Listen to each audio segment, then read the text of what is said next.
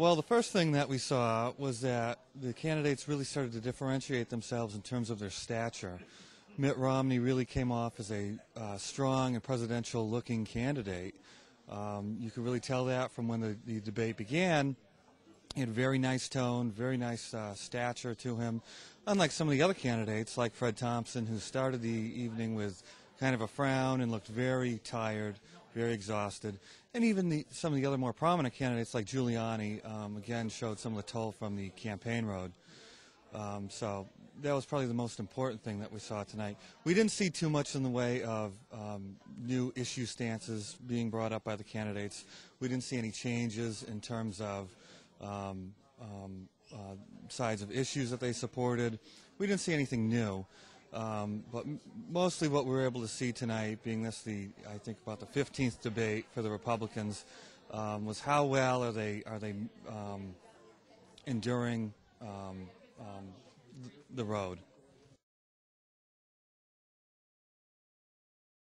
One thing that we noticed here is that none of them changed their stands on immigration. One thing that we can compliment Univision for is that they asked a lot of very hard-hitting, poignant questions on immigration. And if you notice, they spent 40 minutes of the debate, almost half of it, on the topic of immigration. Not on the war, terror, or any other Republican issue, but on immigration.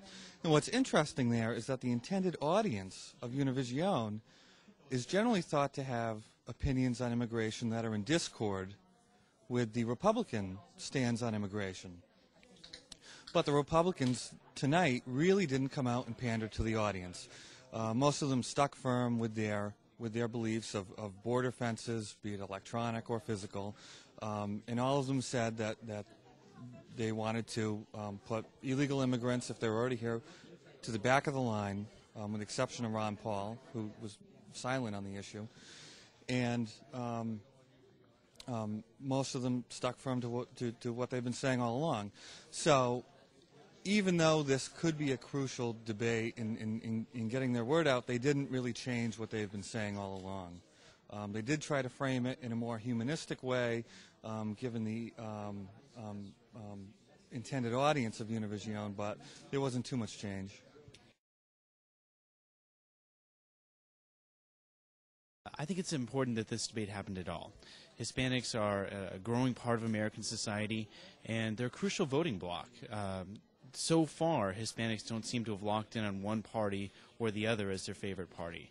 And compared to other ethnic groups, Hispanic voters tend to turn out at lower percentages. So if one party can actually get Hispanic voters on their side, get them excited, and turn them out, that party can become the majority party in American politics for the next 50 years.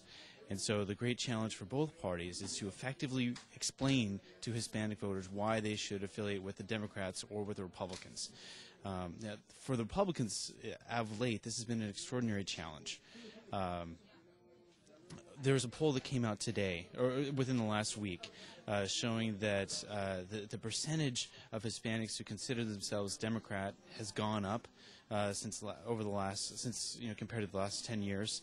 Percentage calling themselves Republicans has gone down. And one of the questions that was asked during debate was, what do you Republican candidates think is the cause of this? The two other candidates pointed to just the failure of the Republican Congress and President Bush implicitly, although they didn't mention it by name, to govern as conservatives. They betrayed the principles, and Hispanics, like other Americans, were turning against the Republican Party.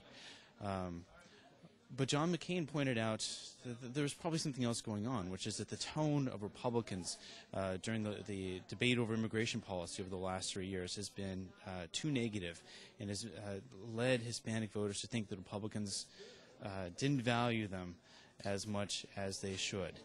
And so the challenge for Republicans as a party was to reaffirm their enthusiasm for Hispanics as a part of the fabric of American society. 3 months ago, Univision had invited these Republican candidates to come and debate just as the Democrats did, and almost all of them refused to come to the debate. John McCain accepted the invitation, but most refused. So the fact that the debate happened at all, I think, is interesting. After the Republicans turned down the Univision debate, and most of them also turned down an opportunity to appeal to African American voters, actually the leadership of the Republican Party complained and said, "Look, even if you don't think this is a particularly good investment of your time, it's awful for the party to not try to reach out and expand the Republican coalition. So whatever, even if it's awkward for you as individual candidates to appear before the Univision audience and defend the stances you've taken in other debates, you must do it for the sake of the party, so that we can explain to Spanish-speaking Americans across this country why Republicans, ought to get Hispanic votes, just as the Democrats did in September." So the fact that they were here is in and of itself was something of a victory for the leaders of the Republican Party.